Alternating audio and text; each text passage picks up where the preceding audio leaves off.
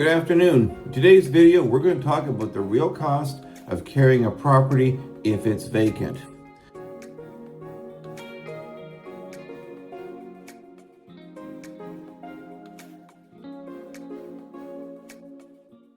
The reason I'm doing this, a lot of my clients, a lot of times will either move out of their house and move into a new apartment, new house, new condo prior to putting their existing house for sale, or in some cases, the property may be an estate sale and it's vacant.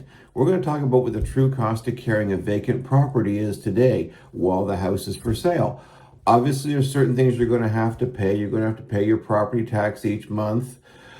Insurance, by the way, if your house is vacant, it's worth talking to your insurance company and letting them know that to make sure that you're still covered, because some insurance companies will have issues insuring vacant properties. They may give you a time limit of how long they'll insure it, or they may charge you a higher premium. But it's important that your insurance company does know the true situation to make sure should something happen, they don't deny you coverage because it was a vacant property and they didn't know that it was vacant. You're also going to have to pay for utilities, your heat, lights, water, maintenance.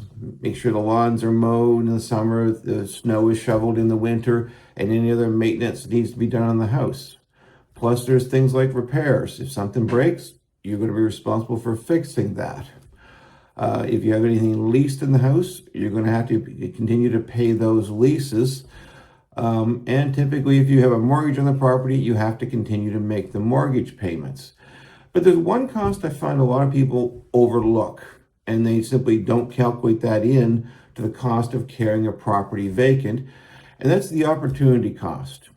If you had the house sold and invested that money, you'll be receiving an income from it, and if you're letting your house sit in the market vacant, you are missing that opportunity.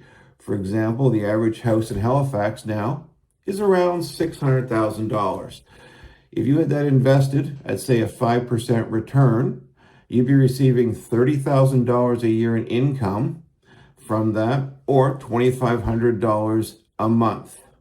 So you need to factor that in your decision about whether or not how long you should carry the house vacant when it's for sale.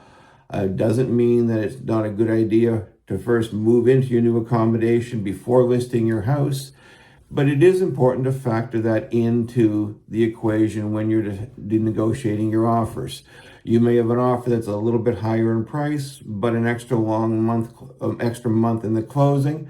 It may actually be more effective for you to take a slightly lower priced offer if it's closing sooner. It's food for thought. If you have any questions on it, feel free to give me a shout. I'd be more than happy to talk to you about it.